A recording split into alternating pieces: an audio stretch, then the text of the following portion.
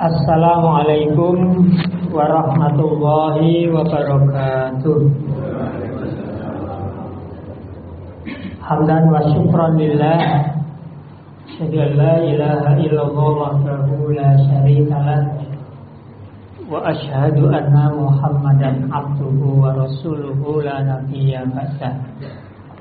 Salatan wa salaman ala Rasulillah Muhammad wa ala alihi wa ashabihi wa man tabi'ahu bi ihsanin ila yaumil qiyamah, amma ba'd.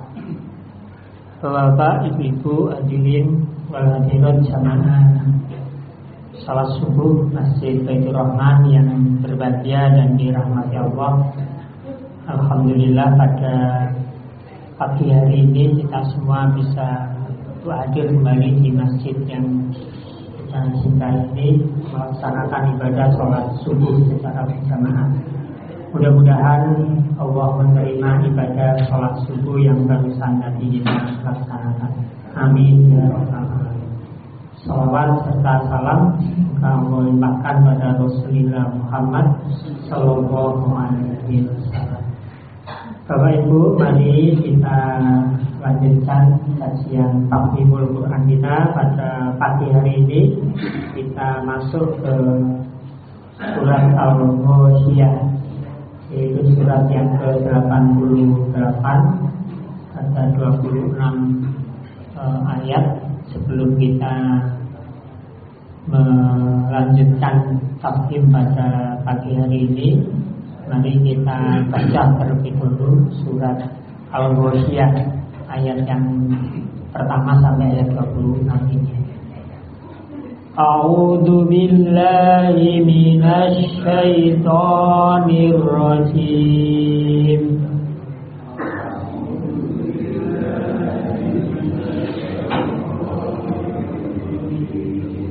Bismillahirrahmanirrahim.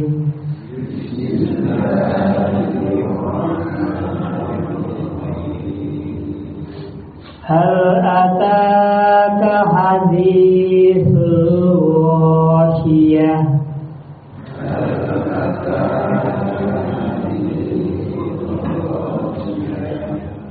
Wujuhun yawma idzin khashi'ah.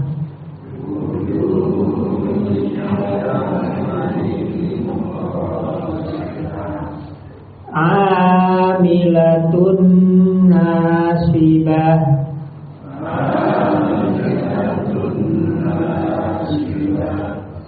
Tasla naron hamiyah.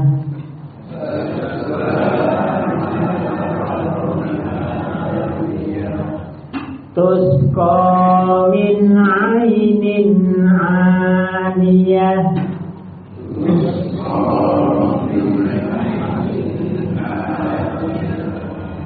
Laisa lahum ta'amun illa min dhari'.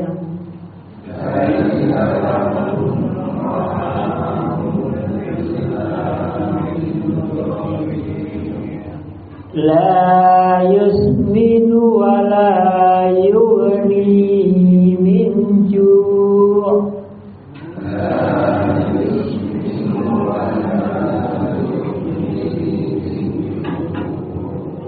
Wujuhun yawma idin na'imah.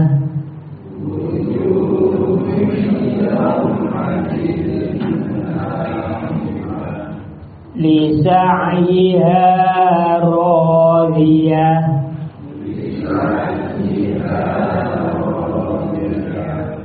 Fi jannatin 'aliyah.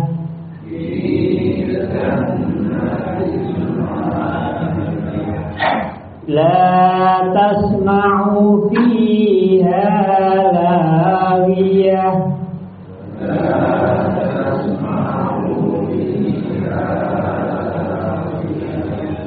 Fiha 'ainun jariyah.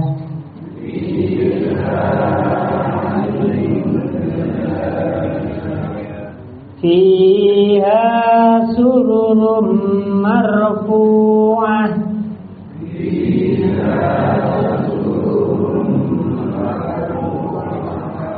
wa abwabum mawdu'ah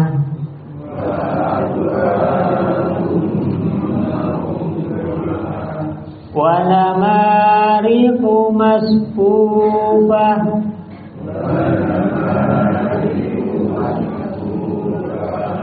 wa zarabiyyu mabsusah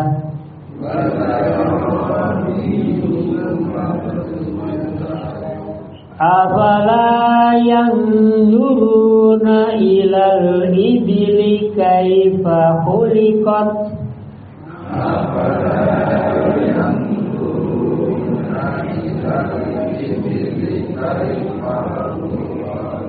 wa ilas samai kaifa rufi'at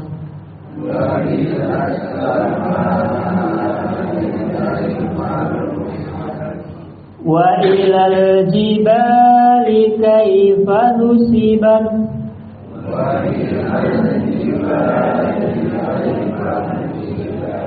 wa ilal ardi kaifa sutihat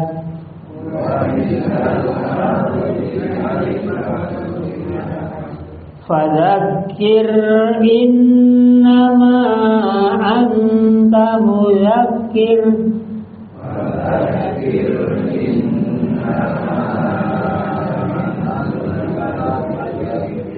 lasta alaihim bimusaitir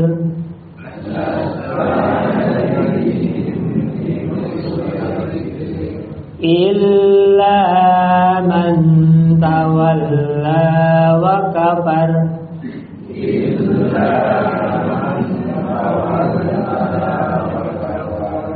fayu'adzibuhu Allahul azabal akbar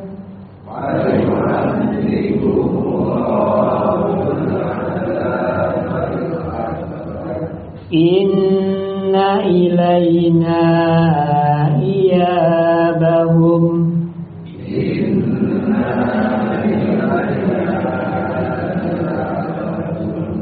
summa inna alayna hisabahum.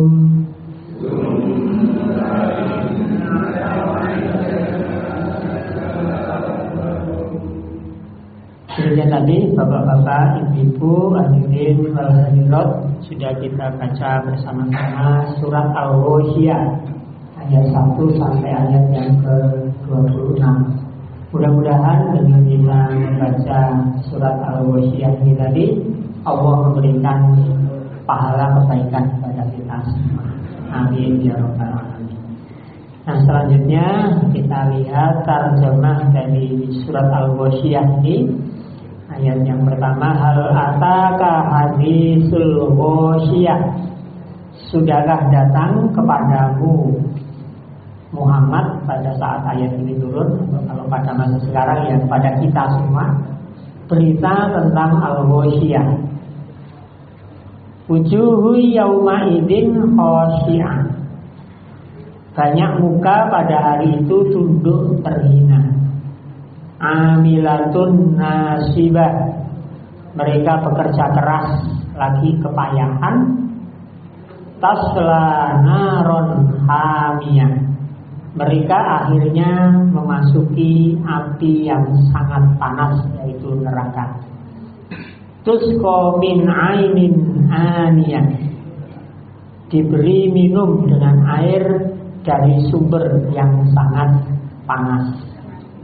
Laisa lahum ta'amun illa min dari, mereka tiada memperoleh makanan selain dari pohon yang berduri.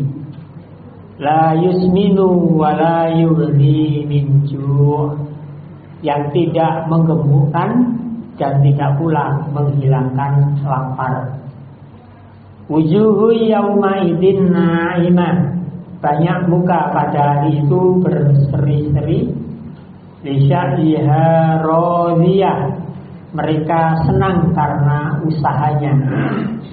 Fi jannatin 'aliyah, dalam surga yang tinggi.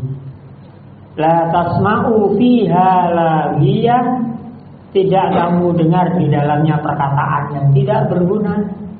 Fiha 'ainun jariyah, di dalamnya ada mata air yang mengalir. Fiha sururum marfu'ah, di dalamnya ada takhta-takhta yang ditinggikan. Wa akwabum mawdu'ah, dan gelas-gelas yang terletak di dekatnya. Wa namariku masfufah, dan bantal-bantal sandaran yang tersusun. Wa zarabiyu mabsusah, dan permadani-permadani yang terhampar. Afala yanzuruna ilal ibili kaifa khuliqat, maka apakah mereka tidak memperhatikan unta bagaimana dia diciptakan? Wa ilas samai kaifa rufi'at, dan langit bagaimana ia ditinggikan? Wa ilal jibali kaifa nusibat, dan gunung-gunung bagaimana ia ditegakkan. Wa ilal ardi kaifa sutihat, dan bumi bagaimana ia dihamparkan. Fadzakir innama anta mudzakir, maka berilah peringatan, karena sesungguhnya kamu hanyalah orang yang memberi peringatan. Lasta alaihim bimusaitir, kamu bukanlah orang yang berkuasa atas mereka. Illa man tawalla wa kafar, tetapi orang yang berpaling dan kafir.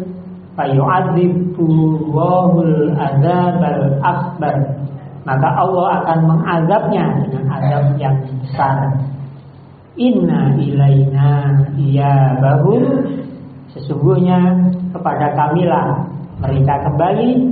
Summa inna alaina hisabahum, kemudian sesungguhnya kewajiban kamilah menghisab mereka. Nah, itu bapak-bapak, ibu-ibu, hadirin wal hadirat yang dirahmati Allah, tarjamah dari surat Al-Ghasyiyah ayat 1 sampai ayat 26. Mudah-mudahan dengan kita baca tadi tarjamahnya, sedikit banyak kita mengerti dan memahami makna kandungan yang ada di dalam surat Al-Ghasyiyah. Nah, Bapak Ibu hadirin wal hadirat yang dirahmati Allah, surat ini diberi nama surat Al-Ghasyiyah, yang diambil dari kata yang terdapat di dalam ayat 1, yaitu hal ataka hadisul ghasyiyah. Kata Al-Ghasyiyah secara garis besar, secara umum bermakna hari kiamat atau hari akhir yang menakutkan. Lebih khusus adalah hari penghakiman atau hari pembalasan. Untuk lebih detail tentang makna kata Al-Ghasyiyah nanti akan kita bahas pada tafsir ayat 1 di belakang. Nah, selain diberi nama surat Al-Ghasyiyah, surat ini ada kalanya juga disebut dengan nama surat Hal Ataka, atau bahkan ada juga yang menyebutnya dengan nama surat Hal Ataka Hadisul Ghasyiyah. Jadi selain diberi nama surat Al-Ghasyiyah, di beberapa sumber hadis itu disebutkan, ada kalanya disebut tadi Hal Ataka atau Hal Ataka Hadisul Ghasyiyah. Sehingga kadang kalau disuruh baca surat Al-Ghasyiyah itu kurang tahu, ternyata kalau Hal Ataka Hadisul Ghasyiyah baru oh ya tahu. Kayak surat apa itu Al-Fil, coba dibaca surat Al-Fil, itu nggak tahu surat Al-Fil itu yang mana ya, tapi begitu disebut Alam Taro, Alam Taro itu masih bingung Alam Taro yang mana ya Pak ya. Alam Taro kaifa fa'ala rabbuka bi ashabil fil, karena Alam Taro itu ada dua, sama Alam Nasraq ini ya. Oh, kalau Alam Nasraq itu ya tahu, Al-Insyiraq nggak tahu. Nah, bagaimana kronologi turunnya surat ini? Terkait dengan kronologi turunnya surat Al-Ghasyiyah, jumhur ahli tafsir sepakat bahwa surat ini termasuk surat Makkiyah, yaitu surat yang turun sebelum Rasulullah berhijrah ke kota Madinah.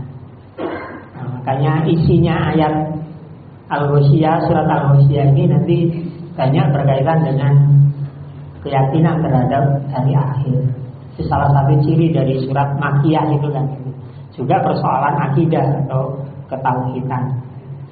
Di dalam urutan turunnya surat Al-Quran, surat Al-Ghasyiyah ini turun pada urutan, ada yang menyebut urutan ke-67, ada juga yang menyebut urutan ke-68 dari 86 surat Makkiyah. Jadi agak-agak itu agak terakhir ya, meskipun tidak terakhir banget karena masih 20-an ayat ya apa 20-an surat ya, dari surat Makkiyah ini. Surat ini diturunkan sesudah surat Az-Zariyah dan sebelum surat Al-Kahfi.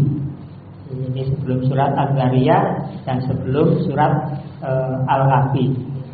Sementara di dalam susunan surat Mushaf Utsmani yang kita gunakan, surat Al-Ghasyiyah ini diletakkan di nomor urut ke-88 ya, sesudah surat Al-A'la dan sebelum surat Al-Fajr. Jadi secara kronologinya seperti itu bapak-bapak ibu tentang surat Al-Ghasyiyah. Sedangkan terkait tentang asbabun nuzul ataupun munasabah surat Al-Ghasyiyah, ini memang para ahli tafsir tidak menemukan adanya asbabun nuzul secara khusus tentang surat ini. Sehingga untuk memahami setting surat secara keseluruhan itu lebih digunakan ilmu munasabah, korelasi hubungan antara makna surat Al-Ghasyiyah ini dengan surat yang sebelumnya, yaitu surat Al-A'la, surat yang ke-87. Wahba Az-Zuhaili dalam kitab tafsir Al-Munirnya menyatakan bahwa isi surat Al-Ghasyiyah itu merupakan rincian dan penjelasan dari surat Al-A'la. Ada hubungannya di situ. Di dalamnya, ya di dalam surat Al-Ghasyiyah secara garis besar tadi menjelaskan tentang sifat-sifat orang mukmin dan orang kafir serta sifat-sifat surga dan neraka. Jadi tadi kalau kita baca kan menggambarkan tentang neraka itu bagaimana siapa yang masuk ke neraka, kemudian surga bagaimana siapa yang masuk ke surga. Ketika Allah menyebutkan di dalam surat Al-A'la, di ayat ini disebutkan sayadzakaru mayyakhsha wa yatajannabu al-ashqa alladzi yaslan narul kubra tsumma la yamutu fiha wa la yahya qad aflaha man tazakka wa dzakara isma rabbih fasalla bal tu'sirunal hayatad dunya wal akhiratu khairu wa abqa. Orang yang takut kepada Allah akan mendapatkan pelajaran. Orang-orang yang celaka, kafir akan menjauhinya, yaitu orang yang akan memasuki api neraka yang besar. Kemudian ia tidak mati di dalamnya dan tidak pula hidup. Sesungguhnya beruntunglah orang yang membersihkan diri dengan beriman dan dia ingat nama Tuhannya lalu dia sholat. Tetapi kamu orang-orang kafir memilih kehidupan duniawi, sedang kehidupan akhirat adalah lebih baik dan lebih kekal. Ini di dalam surat Al-A'la. Nah, kemudian di dalam surat Al-Ghasyiyah, ini korelasinya tadi hubungannya. Allah menjelaskan wujuhu yauma idzin khashi'ah. Banyak muka pada hari itu tunduk terhina. Amilatun nasibah, mereka bekerja keras lagi kepayahan. Taslana ron hamiyah, mereka akhirnya memasuki api yang sangat panas, yaitu neraka. Tusqa min ainin aniyah, diberi minum dengan air dari sumber yang sangat panas. Laisa lahum ta'amun illa min dhari, mereka tiada memperoleh makanan selain dari pohon yang berduri. la yusminu wa la yughni min ju', yang tidak mengemukkan dan tidak pula menghilangkan lapar. Nah, itu diantaranya korelasinya. Jadi ada keterkaitan antara isi surat Al-A'la dengan surat Al-Ghasyiyah. Nah, ini cara di antara kalangan para ahli tafsir menyatakan bahwa salah satu cara untuk mengetahui setting ayat itu dilakukan dengan cara mencari korelasinya atau munasabahnya bagi surat yang tidak ada asbabun nuzulnya. Karena tidak semua surat di dalam Al-Quran itu ada asbabun nuzulnya. Nah, setelah itu Bapak Ibu, Allah menyebutkan sifat orang-orang yang beriman di ayat surat Al-Ghasyiyah ini. Wujuhu yawma idzin na'imah, banyak muka pada hari itu berseri-seri, bisyaiha radiyah, merasa senang karena usahanya, fi jannatin aliyah, dalam surga yang sangat tinggi. Kemudian dijelaskan la tasma'u fiha laghiya, di dalam surga itu tidak kamu dengar di dalamnya perkataan yang tidak berguna. Fiha ainun jariyah, di dalamnya ada mata air yang mengalir.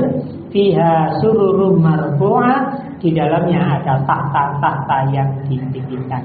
Wa aqwabu mawdu'ah, dan gelas-gelas yang terletak di dekatnya. Wa namariku masfufa, dan bantal-bantal sandaran yang tersusun. Wa zarobiyu mabsusa, dan permadani-permadani yang terhampar. Ini adalah gambaran bagaimana keadaan di surga itu.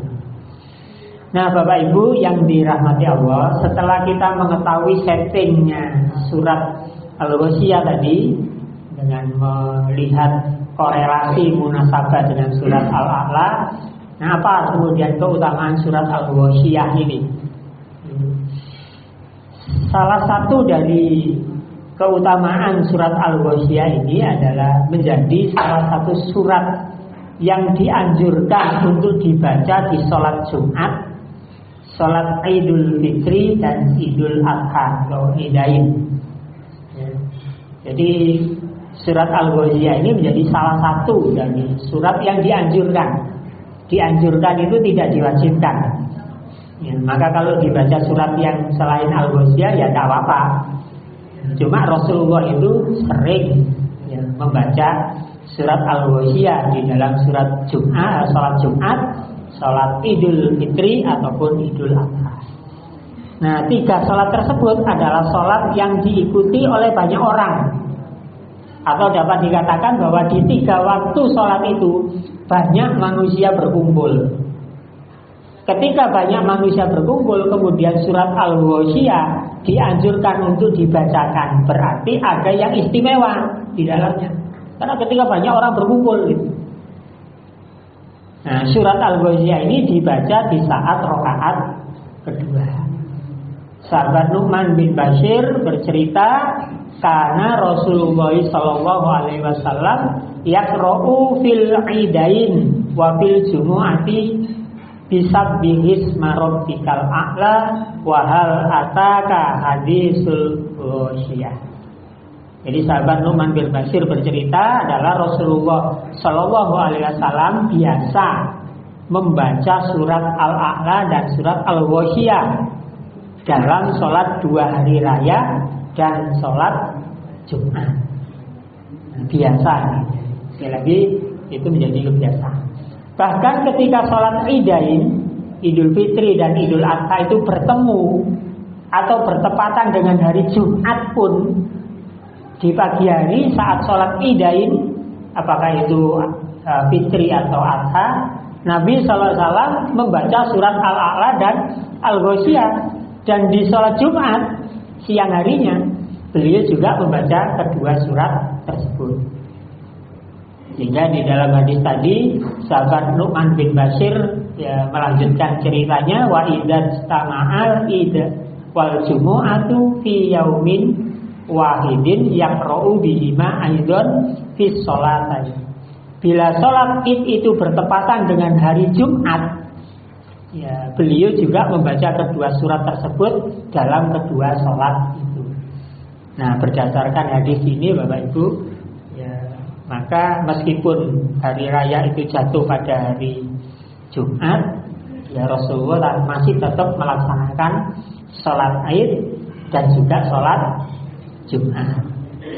Ya, meskipun nanti ada hadis lain yang menceritakan bahwa Rasulullah memberikan rukhsah, keringanan kepada sahabat-sahabat yang rumahnya jauh dari kota Madinah, nah, itu untuk tidak hadir di dalam sholat Jumat.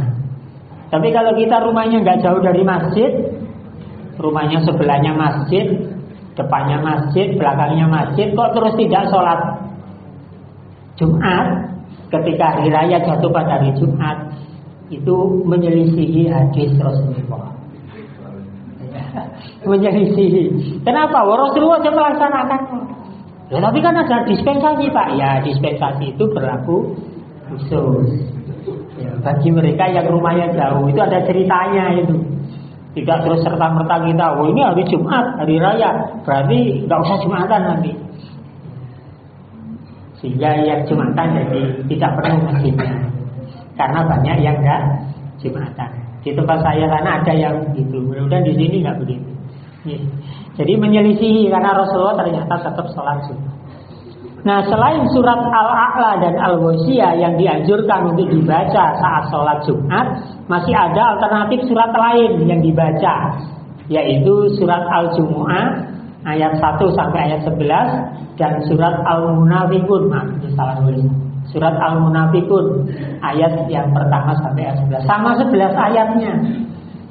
Ini Bapak Ibu, ini sahabat Abdullah ibnu Abbas bercerita, anna Rasulullah sallallahu alaihi wasallam kana yaqra'u yaumal jumu'ati fi sholati subhi alif lam mim tanzilu wa hal ataka 'alal insani wa fi sholatil jumu'ati bi suratil jumu'ati wal munafiqin.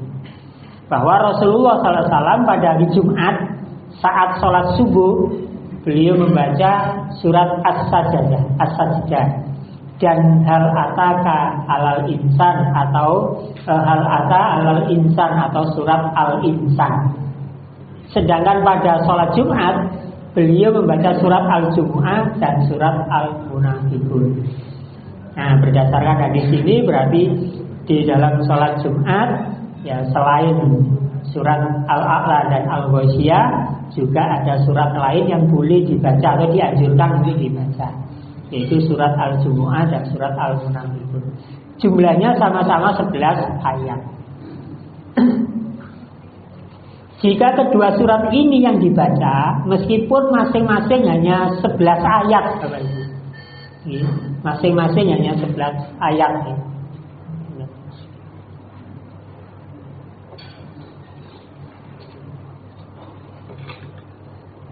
Tapi karena kurang populer di telinga kita di jamaah, maka seakan-akan suratnya itu panjang.